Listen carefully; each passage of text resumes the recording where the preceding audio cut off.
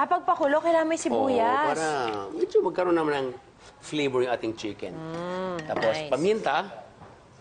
So, ang lasa nandun na sa panghalo. And then, of course, the salt. Salt. Ganun lang. Okay. Tapos, ito, ilaga lang natin. As in. Buong chicken breast. Oh, Okay.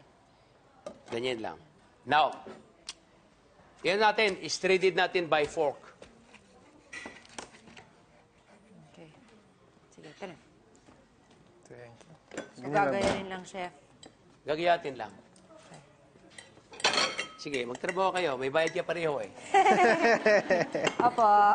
So, mayroon tayong chopped celery. Nice. Okay lang, puti yan. Okay lang, chef. Nangan ko.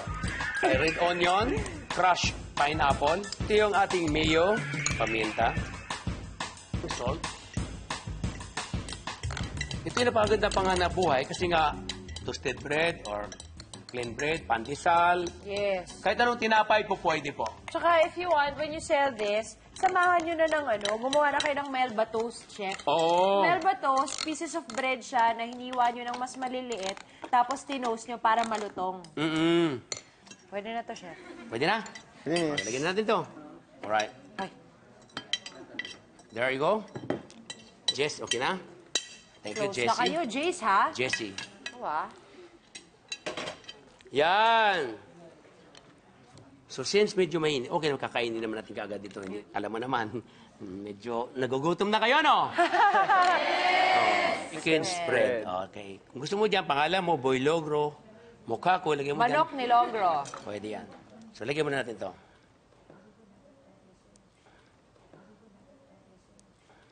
Tulad yan, takpan natin. Kasama na to. Siyempre, para kompleto, mas maganda kung wala nang hahanapin na iba yung bibili sa inyo, di ba? Grabe, oh, may sandok na rin. Ito naman. Yan, para sa atin po ba Sa yan? atin to. Yehey. Kanina, Bitina, mayroon akong biniling galyeta. Alam mo yung galyeta? Yeah, that's my favorite. Oo. Andyan sa likod. This one. Yes! Nako. As I mentioned that kanina, pwedeng pandesal, pwedeng kahit anong tinapay. Breadstick. Ayan, ha? Kasama yan. Tapos, isa pa.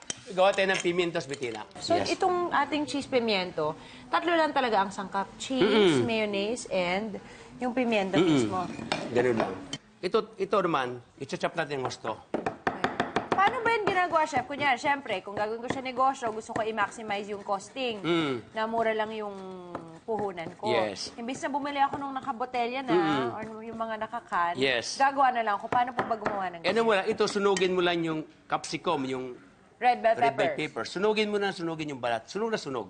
Pagkatapos, ilagay mo sa ice cool water. At saka para madaling balatan. Balatan, okay. Pagkatapos noon, yun, pimientos na. Kung ano siya matira? O, yung matira. Yung balat, yung laman. Ganito yun, ganito yun. Babalikan. Walang oil yan, chef. Walang oil to. Wala. Nice. Yun lang pala yun. Ganyan lang yun, oh. So, pipinuhin lang natin ang husto. Okay. Kasi kung may blender ka, pwedeng i-blender. Food processors, pwede po. Since na pambenta, na gusto mong kumita, alang bibili ka pa noon, doon pa lang, wala ka na puhunan. So, ganito muna ang gagawin natin. Saka at least yan may buo-buo, chef. Oo, pagka pinahid mo ito sa tinapay, wow na wow, pak na pak!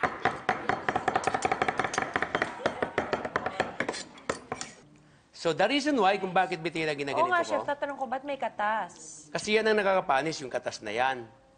Kailangan tinatanggal yan. O, para long life, ito yon. Ayan. Ihalo natin dito sa cheese. Wow, ang ganda. Tapos, darling bits, kunin mo yung Sure. nakapula na yan. Nakapula na yan. Napakasosyal ng packaging natin. Ayan, ha? 2 points! Lagyan natin ng mayonnaise. Hindi, chef, I was saying, bakit maganda na ang cost mo, mahila mo talaga na mababa? Para somehow, you can invest on packaging. Yes. Kasi yan yung isang consideration din ng mga tao, lalo na pag holiday season. Gusto Oo. nila na very presentable yung bibili nila. Na Tama ka kung dyan. hindi man nila ibigay, gamitin, they Yes. can use it as a gift, diba? That's right. Kaya nga labor cost, sometimes mataas ang costing mo. Pero kung ikaw gagawa, mas madali. Tsaka Katulad nito. minsan, pag maganda itsura, they're more than willing to pay a bit higher. Of course, oo. for it. Parang si Chissy, pag bininta mo siya, grabe itong lalagyan na to, parang mas mahal pa doon sa palaman, ha?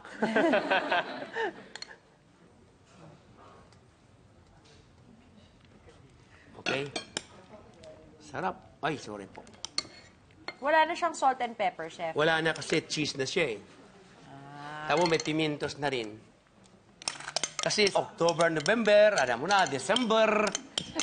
So lahat ay gagawin natin para yung ginagawa namin sa show para po lahat ng nanonood sa amin ay matututo. Okay. So, eto na! Ang mga palaman na panalong pangregalo at pangnegosyo at siyempre, dapat ipatikim natin yan sa lahat. Kaya B1 Bito, iserve na yan!